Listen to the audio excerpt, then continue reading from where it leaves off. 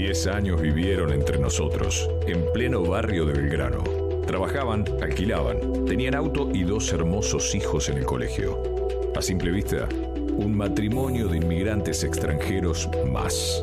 Pero nadie descubrió quiénes eran realmente.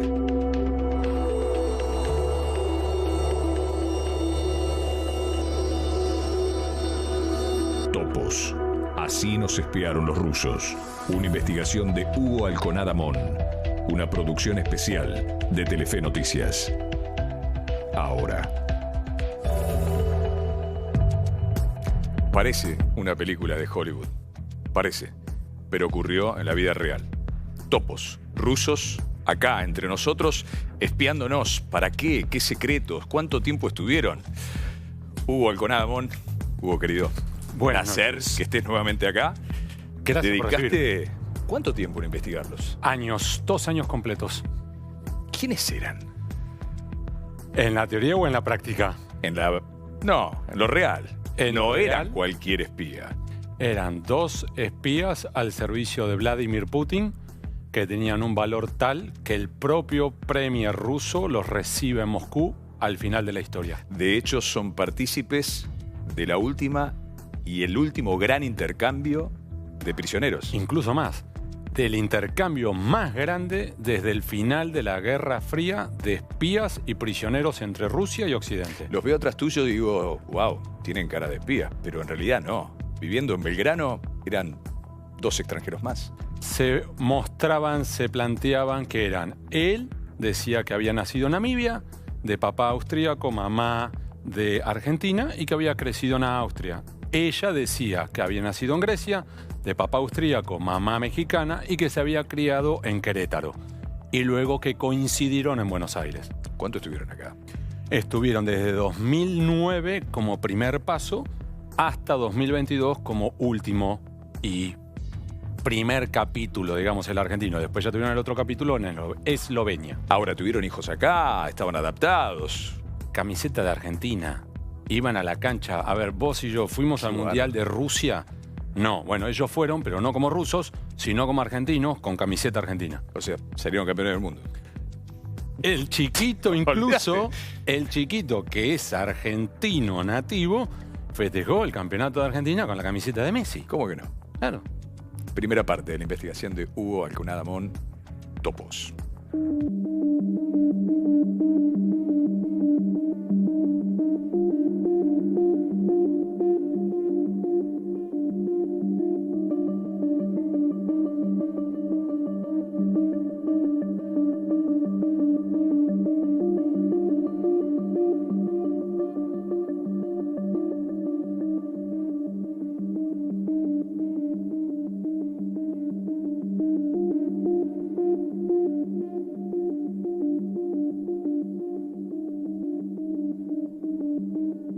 Tomé contacto con el primer dato de esta investigación a través de una pequeña nota de un diario digital esloveno.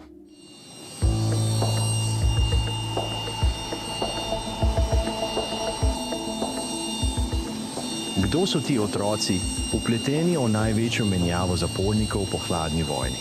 Zakaj jih je predsednik Putin pozdravil v španščini?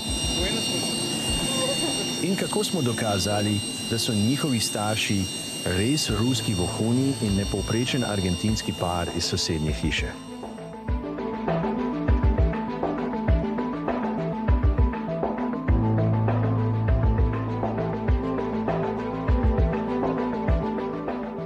Hace 25 años que hago periodismo de investigación y jamás pensé que tirando de esta pequeña información me encontraría con la historia del mayor espionaje ruso trabajando en la Argentina. Nunca imaginé tampoco que los rusos estuviesen espiando nuestros recursos naturales, que quisieran saber de nuestro petróleo y energía.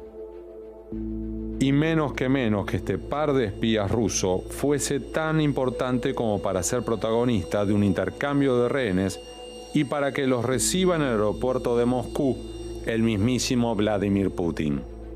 Entender esto fue un shock y es por eso que quise investigar cómo habían logrado infiltrarse y vivir tanto tiempo entre nosotros estos simpáticos rusos. Vivieron una década sin que la justicia, ni la fuerza de seguridad, ni nuestros servicios secretos los descubrieran. Así lo hicieron. Primero llegó él, Artem Dulcev, en el año 2009. 3 años después llegó ella, Anna Yudina. Juntos conformaron una pareja de agentes del Servicio de Inteligencia Exterior, SBR, que respondía a las órdenes de Vladimir Putin, hoy presidente de Rusia, pero durante 15 años miembro activo de los servicios de inteligencia de su país. Entraron a la Argentina con documentación que era formalmente legal, pero cuyo contenido era falso. Ella dijo ser María Rosa Mayer Muñoz, hija de austríaco y mexicana, y él, Ludwig Hisch. Cada uno por su lado tramitó rápidamente la ciudadanía argentina.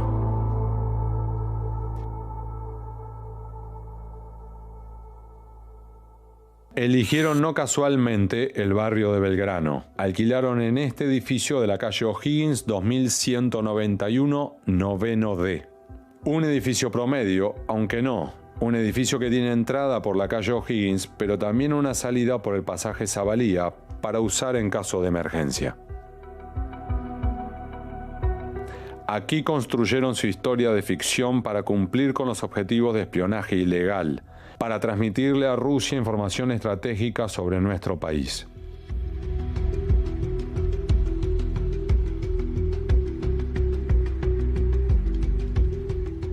Ludwig Hisch se presentaba como austríaco, hijo de Argentina, técnico informático.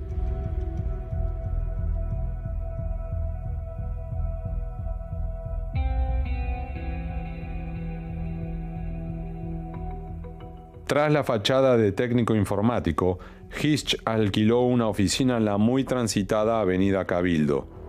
Su entrada es a la altura del 2330 y se entra por la Galería Las Vegas, otro lugar muy transitado.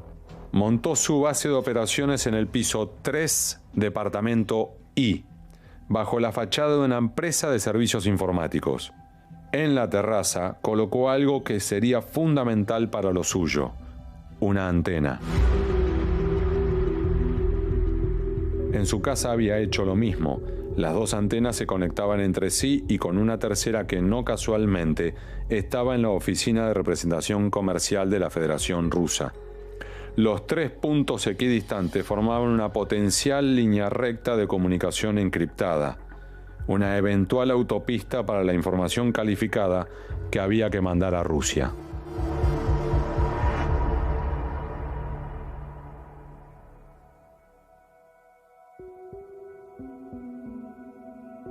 En la Galería Las Vegas está un primer testigo circunstancial, Julio, el encargado del edificio. Sí, ¿lo recordás? Sí, lo conozco. Era una persona educada, más bien tímida, respetuosa. Hablaba mucho, hablaba poco. Él venía que una vez. Cada tanto. Y aparte venía un ratito nomás. Sí. ¿El que instaló acá? Un oficina. No tenía nada, creo que tenía un escritorio nomás y mira así. ¿Y él pidió algo en la azotea? Sí, pidió permiso para colocar la antena. No vino con un cliente, no, él nunca partió. Nunca una carta, nunca un cliente, ni un proveedor, nada. Los servicios sí los pagaba él, también él. Durante el curso de esta investigación me obsesionó un eje.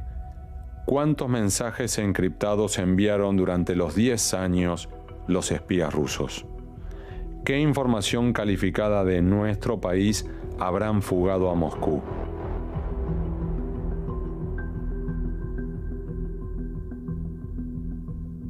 La tarea de crear una fachada fue impecable.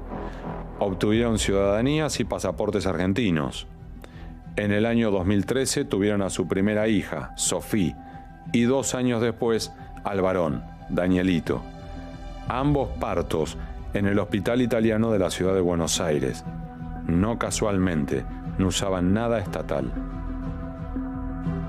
La pareja de espías se afianzó como una familia tipo.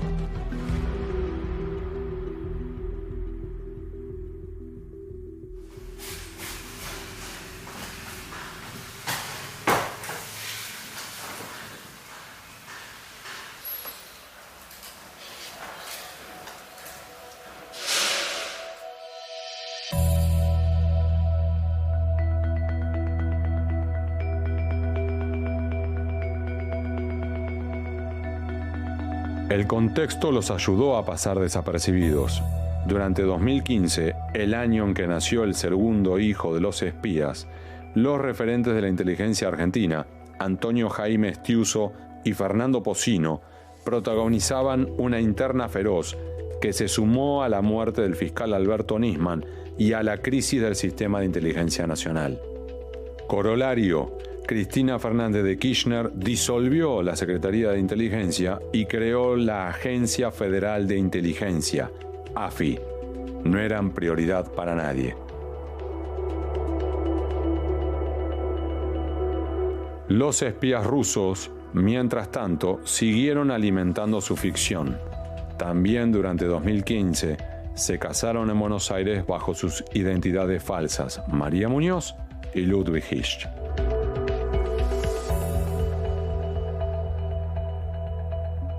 Y bautizaron a sus hijos, Sofía y Daniel.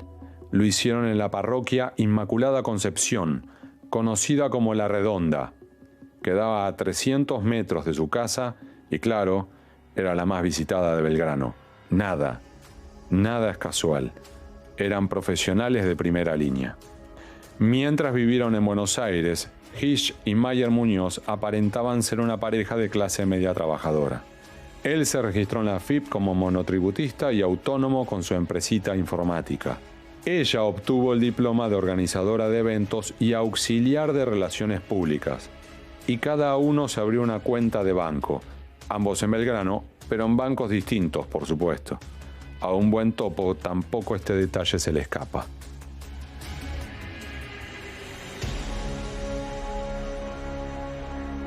De todo esto, sin embargo, algo me resulta tremendamente impactante: la inocencia de dos chicos criados en servicio.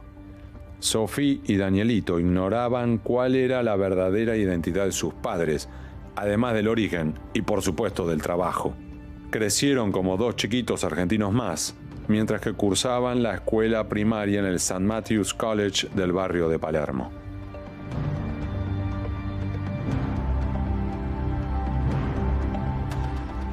Partieron hacia Europa, salieron desde el aeropuerto internacional de Ezeiza rumbo a Ljubljana, con un par de escalas en el medio, como corresponde también.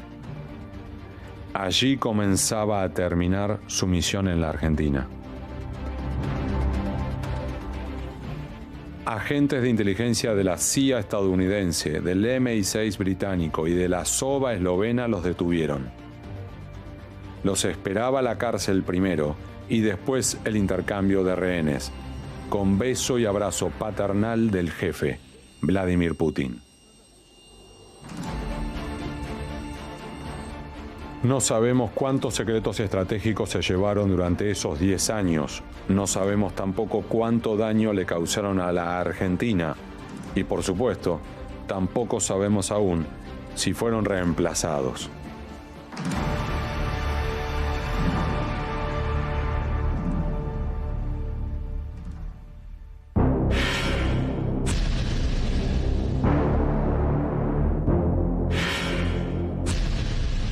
Esta es solo la primera parte de la investigación de Hugo Alconada Mon. Pasaron de comprar en el chino de la vuelta de la casa, en Belgrano, a ser recibidos, ni más ni menos que por Putin, que no los recibió en una oficina. Los esperó en el avión. Los recibió como héroes y luego los condecoraron con la mayor medalla al valor de la Federación Rusa. Te hago una consulta. Todo lo que hicieron acá, toda esa vida que llevaron, ¿pudo ser solo el andamiaje para prepararse para otra misión más importante en Europa? Mezcla. Por un lado, aquí construían su leyenda para luego ir a Europa, pero mientras tanto acá también espiaron. No sabemos qué. Algunos datos sueltos hay. ¿Querés que te dé un anticipo? Dale. Vaca Muerta. ¿Le interesaba el valor energético de Argentina? Por lo menos empezaron a reportar información sobre Vaca Muerta que extraían de mamás del colegio de los chicos. Vamos a decir, no te puedo creer. Porque en realidad lo que hicieron fue seleccionar a las madres correctas. Los amiguitos de sus amigos seleccionados exactamente. Para que a su vez entonces una madre que trabajaba para una empresa petrolífera, una mami que trabajaba para una empresa gasífera y una mami que trabajaba para una empresa de insumos petroleros recibir información, qué casual. No, tengo que viajar a Vaca Muerta, no, porque hay un tema que estamos con un nuevo Uy, mirá yacimiento. vos.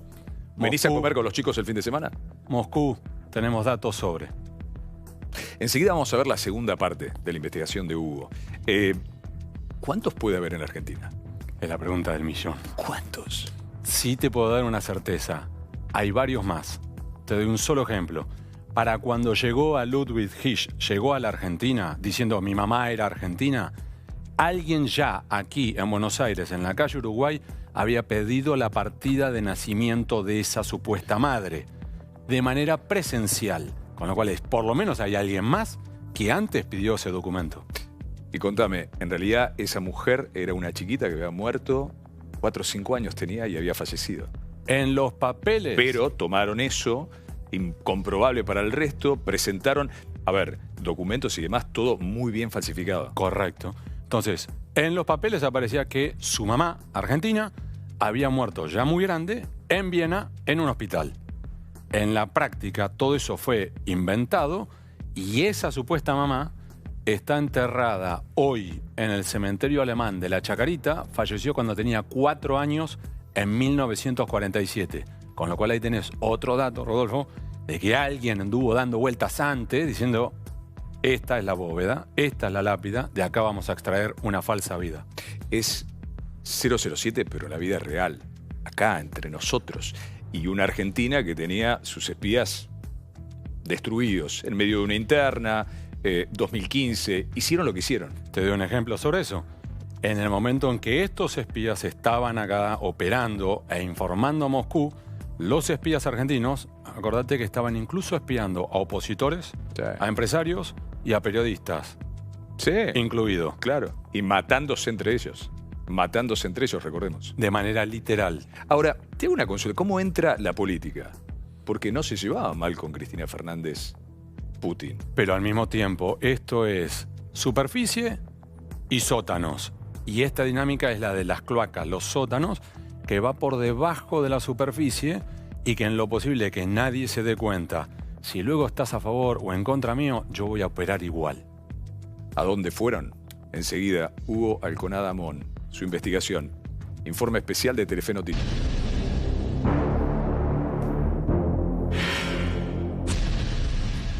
Ahora sí, topos, segunda parte de la investigación de Hugo Alconada Mon. En Argentina no nos dimos cuenta que eran esos espías, pero en Europa sí hubo. Correcto. De repente, por un motivo, después si querés lo hablamos cuál, saltaron las alarmas, la CIA estadounidense, el MI6 británico alertan a los servicios de inteligencia eslovenos que ponen el foco y el resto. ¿Cuántos estuvieron acá? ¿Cuántos años? 2009 comienzan, distintos periodos, 2022. 2022. 2022, ¿en cuánto tiempo los descubren? En realidad empezaron a ir a Eslovenia en 2017 y los detectan y los arrestan en diciembre de 2022. Decime por qué. ¿Se descuidan o los espías de allá están más atentos que los de Hay acá? 2 grandes hipótesis. La primera, que hubo un traidor adentro de los servicios rusos que dijo tac y los marcó. La segunda, que es la que yo creo que es la más fuerte, es que en realidad los servicios occidentales, CIA, MI6, estaban siguiendo a otro espía que se reúne con ella y de repente dicen, ¿y ella quién es? ¿De dónde vienen? ¿Y para dónde va? Y dicen a los servicios eslovenos, seguila. Topos. Segunda parte, investigación de Hugo Alconada Mon.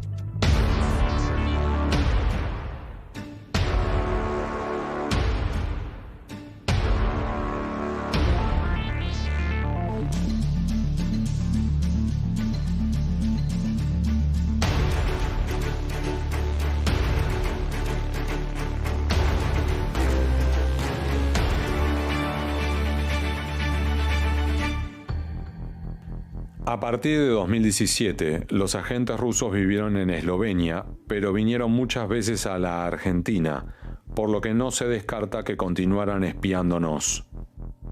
En Ljubljana, la capital eslovena, repitieron la fórmula. Él puso una oficina donde funcionaba la supuesta sede de la empresa de servicios informáticos DSM-IT y ella Art Gallery 514. Ambos eran supuestos emprendedores.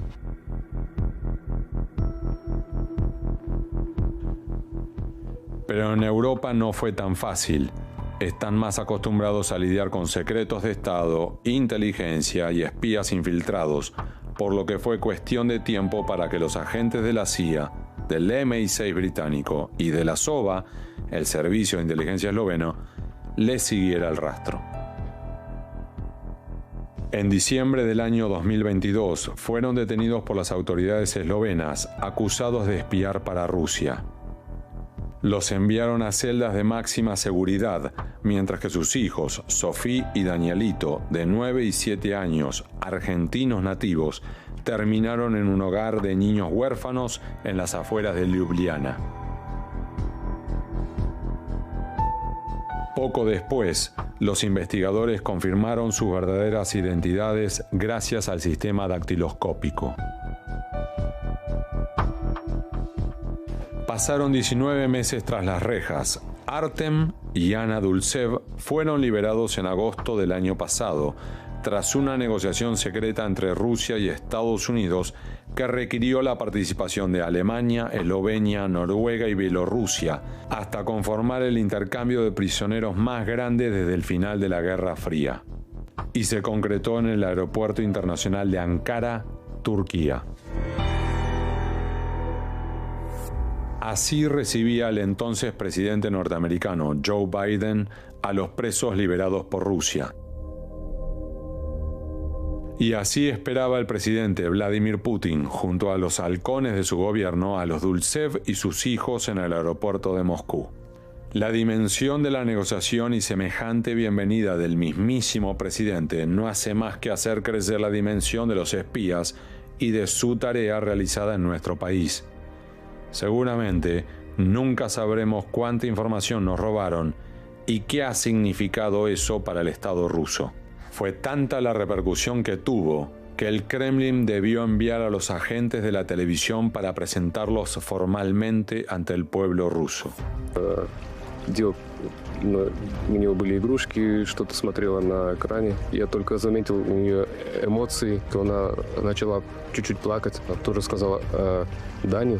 Он к этому отнесся более спокойно, но очень положительно. Главное для нас — это семья, и это нас держит. И семья — это страна. Я люблю мою большую семью. Muy bien. У меня есть две бабушки. Россия очень красивая. Палестинская сторона якобы хотела забрать наших детей. Тоже, что дети могут быть отданы в прием, в другую семью. Но мы ощущали, что спецслужба Словении, она делала тоже все возможное, чтобы... Las tropas especiales que los arrestaron en la capital eslovena encontraron en su casa aparatos de comunicación encriptada con Moscú. Por eso sabemos ahora que un foco de interés de María Mayer en la Argentina fue recolectar información sobre el sector energético nacional y en particular sobre Vaca Muerta. Lo último que se sabe de los Dulcev es que están en Rusia. Pero ¿dónde viven? ¿Qué hacen? ¿Qué ocurrió con los chiquitos, que son argentinos? No se sabe. Intenté hablar con ellos, pero no fue posible. Tal vez ahora estén mirando este informe. Y por eso decidí escribir un libro, Topos, para contar esta historia. Esta historia que es tremenda. Es una película. Aquí tengo Topos. Tu investigación de... ¿Cuánto te llevó? Reitera. 2 años y monedas. 2 años. Y empezaste a tirar de algo que ni imaginabas que era tan grande. Tal cual. Era ir tirando y encontrarme con más. Impresionante. ¿Qué vamos a encontrar acá? ¿Qué encontramos en Topos? La doble vida. Esta doble faceta de quién digo ser y quién realmente soy, impactando incluso sobre los chiquitos. Vos que tenés la sensación de que ella era ¿qué dentro de la organización? Ella era la jefa incluso de su propio marido. Esta es la gran sospecha. Y que los dos eran oficiales de mediano a alto rango dentro del SBR, que es la heredera de la KGB. Claro, en realidad la carrera de Putin y el poder de Putin arrancan la KGB. Él llegó a ser teniente coronel de la KGB. Y él, al igual que estos topos, está convencido que estaba haciéndole un servicio a la patria. ¿Sabes cuál es el lema de estos espías? Sin derecho a la gloria, para la gloria de la nación. Ahora, te vas a otro país, te casás, tenés hijos, todo simulado, en realidad no tan simulado. Ellos ya venían casados de Rusia. Era imposible de saberlo porque tenían nombres falsos. Pero al encontrarme yo con las dos bodas, porque yo terminé encontrando, gracias a algunas fuentes, incluso fotos de su casamiento real en Rusia y del trucho en Buenos Aires. Claro. Todo el tiempo era encontrarte con esto, la doble vía. Recién acaba de escribirme del colegio en el que fueron. Por ejemplo, las madres que le ayudaron a la mudanza, enviarle, cuando ya se habían ido a Europa, enviarle la ropa. Eran 2 ciudadanos extranjeros más, muy sociables, muy participativos de la vida escolar de los chicos. Ahora, nunca facturaron un peso en Argentina. Lo que hicieron fue mantenerse por debajo de la superficie, incluso, fíjate cómo ellos hasta eligieron cómo hacerlo. Ambos decían ser él, empresa informática, ella galerista de arte. Las dos por separado, autónomos, monotributistas, sin relación de dependencia. Ningún compañero de trabajo que pudiera decirle, vos sos de Austria, vos sé que estuve en Austria, y que empezara a hacerle preguntas que los hiciera temblar. Por eso no iban tampoco, no participaban de nada, de ninguna organización, los hijos. En una atención pública no. De hecho, incluso... A ver, vos tenés hijos, fiebre, tos, tenés miedo, vas a un hospital. Nunca. Ella embarazada, no hay registros de que haya ido a hacerse los estudios antes de parir. Y con los chicos ya vivos y dando vueltas, no hay registros de pediatra, no hay registros de vacunas. La pregunta es, ¿qué hacían? ¿No los vacunaron? ¿O tenían un servicio privado / ruso que los vacunaba, los cuidaba, atendieron los embarazos y todo lo demás? Ahora, es increíble, porque eso requiere una organización. No son 2 los que están acá. Por eso te decía... ¿Cuántos son los que todavía están acá? Y cómo se mueven. Hay un término específico en los servicios que es el handler, que vendría a ser como tu mentor / tutor. Es decir, ¿qué te falta? Dinero. Tomá. ¿Qué te falta? Documentos. Tomá. ¿Dónde están esos? Esos todavía están dando vueltas. Nunca un barrio privado, donde hubiera poca gente y alguien pudiera preguntarse de quién era la unidad 327. Eligieron el Belgrano, edificio, populoso, el edificio de él. El edificio más alto de los alrededores de la Barranca de Belgrano es donde se instalaron. Y donde hay decenas de departamentos donde podías entrar y salir sin llamar la atención. ¿La antena esa quedó colocada? No. Cuando estoy cerrando esta investigación, uno de los porteros me dice, lo único que me pidieron cuando se estaban marchando, me dijeron, si querés quedarte con los muebles, ¿puedo ir a retirar las antenas? Y ahí yo dije, ¿qué antenas? Y ahí empiezo a tirar de la cuerda también sobre eso. Y me encuentro que había una antena en la avenida Cabildo, una antena en la calle O'Higgins y la antena final en la oficina de representación comercial de Rusia, en línea recta. Y esa no te la van a dejar mostrar, ¿no? Y la del departamento tampoco. Retiraron todo. Todo antes de irse. Lo que no sabemos, e insistimos, esto es lo más curioso de todo, ¿qué llegaron a transmitir? ¿Qué secretos llegaron a transmitir? ¿Cuánto más transmitieron? ¿Qué quisieron? Además de construir su leyenda e informar sobre Vaca Muerta, ¿qué más hicieron? Bueno, yo creo que, de corazón, yo creo que nunca lo vamos a saber. Que eso es secreto de seguridad nacional. Insistimos en esta idea. No eran 4 o 2 espías allá lejos en el mundo. Los recibió Putin en persona. De hecho, lo que más le interesaba a Putin en ese intercambio era que ellos volvieran. ¿Y sabes qué más me duele a mí? De toda esta historia, es impresionante, sí, vos y yo como periodistas. No, es una de 007, olvídate. Pero ¿sabes qué es lo que más me impactó, lo que más me dolió? Los hijos. 2 chiquitos menores de edad. Engañados. Que no sabían absolutamente nada, que no hablaban una palabra de ruso y que se enteran en el momento en el cual se suben al avión que los lleva, después del intercambio de espías, de Turquía a Moscú.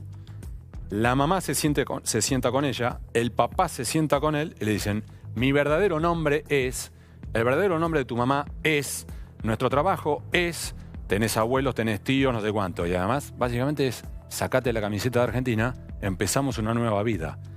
Y a su vez, para los chicos fue un impacto. La nena se larga a llorar y los recibe Putin. Toda la historia que ya lo hemos visto. ¿Sabe cómo termina la historia? Cuando finalmente se suben a un transporte para ir a un hotel, porque no tienen ni dónde dormir en Moscú, la nena le dice a la mamá, mamá, ¿Quién era este señor por Putin? Ni siquiera sabía quién era Putin. Una vida engañados. Imagínate lo que debe ser la cabeza de esa nena. Olvídate. Terapia el resto de tu vida, digo, como primera medida, ¿no? Es el Tetris, rearmarlo. Ahora, los dos nenes son argentinos. Son argentinos nativos. Es decir, hasta el día que se mueran, ellos pueden ir a cualquier dependencia o embajada argentina y decir, quiero el pasaporte nuevo, se lo tienen que dar. Es un derecho. Acá está toda la investigación, topos. En el libro de Hugo Alconadamón, un placer tenerte de vuelta acá y poder graficar parte de esta historia que la podemos leer absolutamente entera en tu libro. Placer de verdad que estés acá. Muchas gracias a vos. Y déjame decir algo más. Y gracias a todo el equipo de producción que ha sido maravilloso. Lo que me divertí y además aprendí sobre este trabajo que es el de ustedes, que es espectacular. Así que a todo ese equipo, gracias. Hasta la próxima, Hugo. A vos.